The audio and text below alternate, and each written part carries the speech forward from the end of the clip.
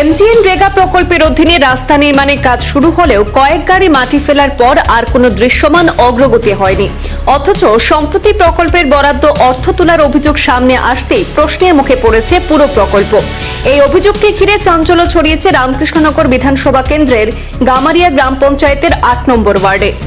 গ্রামবাসীদের অভিযোগ, প্রকৃতপক্ষে কাজ না করেই উপস্থিতি দেখিয়ে সরকারি অর্থ তোলার চেষ্টা হয়েছে। তাদের দাবি, নির্দিষ্ট কয়েকজন জব কার্ডধারীর উপস্থিতি নথিভুক্ত করে শ্রমিক মজুরি এবং প্রকল্পের অর্থ উত্তোলনের প্রক্রিয়া সম্পন্ন করা হয়েছে। এই অভিযোগের তীর উঠেছে জিআরএস ইন্দ্রজিৎ দাস এবং ১০ নম্বর ওয়ার্ড সদস্য মিঠুন দাসের বিরুদ্ধে, যদিও অভিযোগগুলোর বিষয়ে তাদের বক্তব্য এখনো পাওয়া যায়নি। অন্যদিকে ৮ নম্বর ওয়ার্ড সদস্য হাসনা খাতুন জানিয়েছেন যে সংশ্লিষ্ট প্রকল্প বা অর্থ উত্তোলনের অভিযোগ সম্পর্কে তিনি নাকি অবগত নন। তার এই বক্তব্যের পর প্রকল্পটির তদারকি এবং প্রশাসনিক স্বচ্ছতা নিয়ে উঠছে নানা প্রশ্ন। সবচেয়ে বড় অভিযোগ, প্রকল্পস্থলে এখনো পর্যন্ত কোনো সরকারি তথ্যফলক লাগানো হয়নি। অথচ এই সরকারি নিয়ম অনুযায়ী এমজিএন রেগার প্রতিটি প্রকল্পের ব্যয়, কাজের বিবরণ, বাস্তবায়নকারী সংস্থা এবং নির্ধারিত সময়সীমার তথ্য প্রকাশ্যে প্রদর্শন বাধ্যতামূলক। এলাকাবাসীর দাবি, অভিযোগে নিরপেক্ষ তদন্ত করে যদি কোনো অনিয়ম বা সরকারি অর্থের অপব্যবহারের প্রমাণ পাওয়া যায় তাহলে দায়ীদের বিরুদ্ধে কঠোর প্রশাসনিক এবং আইনি ব্যবস্থা নেওয়া হোক। আপনারা দেখুন, আরও ১০ নম্বর ওয়ার্ডের মিঠুন দাস, আমরা জিআরএস এনজিও দি তাই নিয়ে ফটো ৬টা উঠার সময় ফটো মারো, আমরা মেইন রাস্তার মুখ মারিয়া ওখান থেকে ফটো তুলিয়া রান গিয়া এই সাইডের মানুষ একজনও নাই, খালি সামনে থেকে ফটো তুলিয়া জিজ্ঞাসা করলে কইবা এটা কিহর ফটো, কইবা এটা তো আপনারা বুঝতে নাই, আমরা কিমান বকলো মানুষ বুঝছি না, আমরা এবার একজনও জ্ঞানী মানুষ নাই, এরা লগে সহযোগিতা করিয়া কইতে পারেন না বলে এইগুলো রাস্তার ফটো, এরকম কোনো একটা ভাত্তা দিন না। আমরা আমার বাড়ি হলো ৯ নম্বর ওয়ার্ডে, ওখান থেকে ১০ নম্বর ওয়ার্ডের মেম্বারে আর ইন্দ্রজিৎটাই আমার খালি বেটিং জমাইয়া ফটো তুলুন।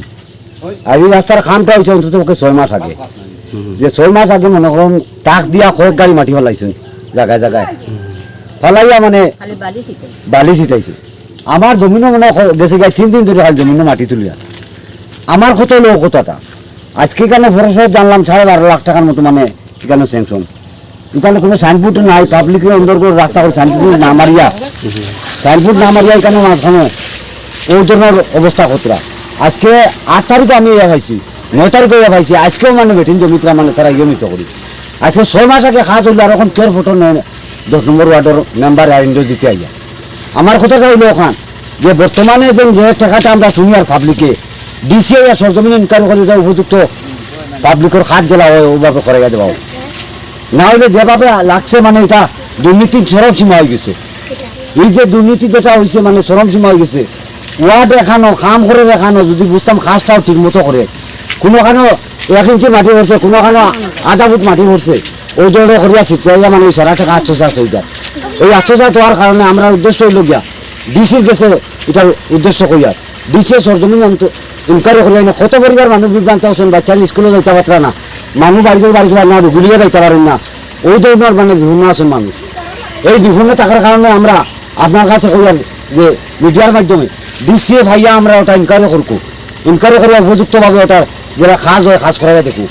আর অত টাকা স্যাংশন করলাম, কোনো সাইনবোর্ড নাই, পাবলিকের অন্দর করে রাখিয়া এটা কোন ধরনের হইল? এই রাস্তার উপরে কোনো কাম কাজ নাই। আমরা পাবলিকে গত কয়েকদিন আগে আমরা সেন্ট্রাল ইয়া রাস্তা কয়েকজন মানুষে কাম করছে, করিয়া যে রাস্তার আমরা নির্মাণ করছি, ইয়াতে আমরা প্রায় ৫০,০০০ টাকা খরচ হয়েছে। সামনে দিয়ে আমরা অগ্রসর হয়ে দেখবা একটা কালভার্ট ভাঙিছে, আমি রাজেশ দাদা বললাম বলে কালভার্টটা একটু খাস করিয়া দেন পঞ্চায়েতের আগে, তাই বলে ওই বইব হয়ে ভালাই গেছে, আজ পর্যন্ত ভাঙা মানুষ অ্যাক্সিডেন্ট হয়ে বাচ্চা কাচ্চা মরবো কত অবস্থা।